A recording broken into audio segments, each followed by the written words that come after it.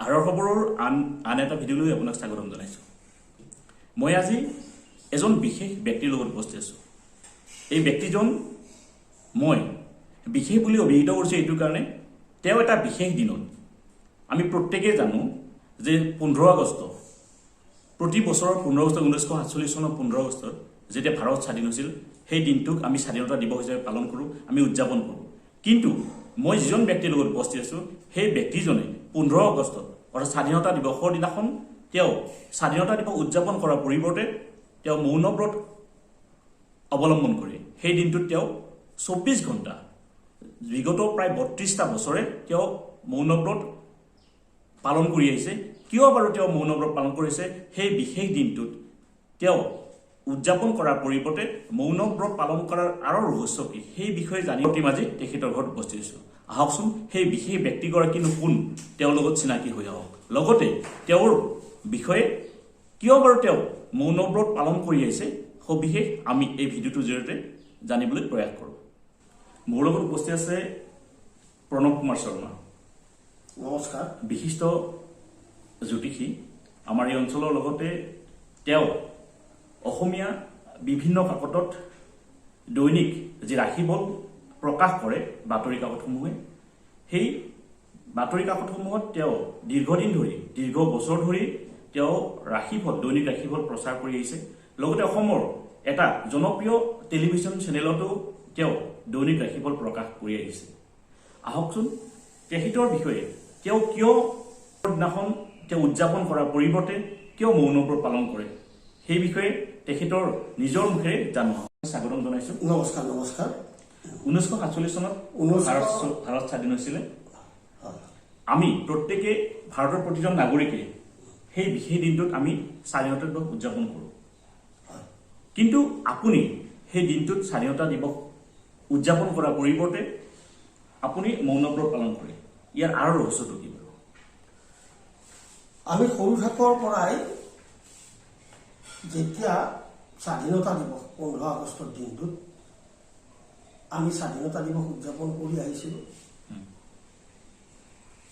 পুথিবাৰী higher secondary স্কুলত নাম লগাই 10 বছৰ বয়সৰ পৰা আমি 2.5 কিলোমিটাৰ 3 কিলোমিটাৰ ঠাই খোজকাঢ়ি যাই ৰাতিপুৱাই গৈ আমি 15 আগষ্টৰ দিনটোত তিৰংগা পতাকা উত্তোলন কৰাৰ কাৰণে ৰৈ আছিলোঁ আগ্ৰহেৰে। আৰু তাৰপিছত 79ৰ পৰা যেতিয়া অসম আন্দোলন চলিল, 6 বছৰীয়া অসম আন্দোলনৰ পৰিসমাপ্তি ঘটিল 84 চনৰ শেষত, 85 চনত অসম চুক্তি ৰূপায়ণ হ'ল আৰু প্ৰফুল্ল কুমাৰ মহন্তৰ এখন নিৰ্বাচিত চৰকাৰ হ'ল। সেই চৰকাৰখন বহুত ভোটত জয় হৈ অসমৰ জনসাধাৰণে ভোট দি এখন জয়যুক্ত এখন চৰকাৰ নিৰ্বাচিত কৰি দিলে আৰু 85 চনৰ পৰা শাসন চলি থাকিল, সুন্দৰভাৱে চলি আছিল। কিন্তু বিভিন্ন এই ছাত্ৰ সন্থাৰ দিনৰ পৰাই 15 আগষ্টৰ দিনটো বৰ্জন কৰা, কিবা কৰা, এইবিলাক ধৰণৰ অনুষ্ঠান আমাৰ সেই সময়ত হৈ গৈছিল। তাৰপিছত অসমত বিভিন্ন আন্দোলন চলিল, সংযুক্ত মুক্তি বাহিনীৰ আন্দোলন, বিভিন্ন ধৰণৰ আৰু গোটেই অসম তথা উত্তৰ পূৰ্বাঞ্চলত বিভিন্ন আন্দোলনৰ গাইনা লৈ 15 আগষ্ট স্বাধীনতা দিৱসটো যেন এটা বন্ধৰ দিন, তেনেকুৱা এটা উপক্ৰম হৈ পৰিছিল। যিয়ে নহওক, সেইটো বন্ধটো আপোনাৰ হেৰি কৰিছিল ন, আমাৰ আলফাই দিছিলে, আলফাই বৰ্জন কৰাৰ কাৰণে আহ্বান জনাইছিলে, অসমবাসীক আহ্বান জনাইছিলে। কিন্তু যিয়ে নহওক প্ৰফুল্ল মহন্তৰ চৰকাৰ চলি থাকিল। আৰু মাত্ৰ কেইদিনমান সমাপ্তিৰ পৰলৈ কেইদিনমান থকা অৱস্থাত, মোৰ ডাইৰেক্ট সম্পূৰ্ণ তাৰিখটো মনত কিন্তু মোৰ নাই, 1992 চনৰ নৱেম্বৰ মাহ বোধ কৰোঁ,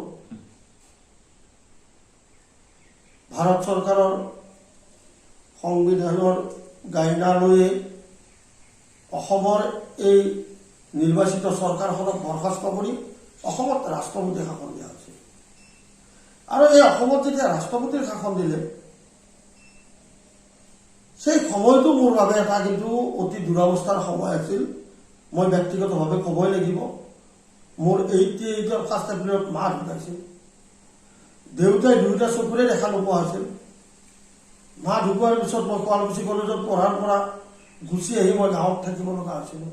মোৰ 4জনী বিয়া নিদিয়া ভনী আছিল, গাভৰু ভনী আছিল, সিহঁতৰ ৰখীয়া হ'বলৈ। ইন দি মিন টাইম অসমৰ গৃহমন্ত্ৰী ভিগু কুমাৰ ফুকনে মোক এটা চাকৰিত যিকোনো প্ৰকাৰে মকৰণ কৰিম বুলি তেখেতে কথা দিছিল। তেখেত আজি পৰলোকগামী হৈ গৈছে। তেখেতে নিশ্চয় দিম বুলি কথা দিছিল।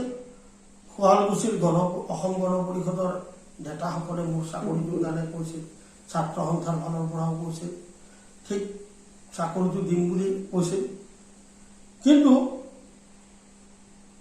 সেই চাকৰিটো দিবলৈ মাত্ৰ এই সপ্তাহত বা জানুৱাৰীৰ আগত দিম বুলি মোক কৈছে যে 1 জানুৱাৰীত হ'লেও জইন কৰিব পৰাকৈ দিম বুলি কৈছিল। কিন্তু সেইটো মোৰ ভাগ্যত নঘটিল। অসমত ৰাষ্ট্ৰপতি শাসন চলিল আৰু সিদিনাই মই নিজকে ভাবিলোঁ যে আমি এখন স্বাধীন দেশত থাকিও দেখোন পৰাধীন হৈ গ'লোঁ। কাৰণ মোৰ জীৱনৰ এটা বাট হেৰুৱাই গ'লোঁ। হয়তো আজিলৈকে আৰু মোৰ এজন গৃহমন্ত্ৰীৰ লগত তেনেকুৱা সম্পৰ্ক গঢ়ি তুলিবৰ কাৰণে কোনো ৰাজনীতিকৰ পাছে পাছে মই নঘূৰিলোঁ।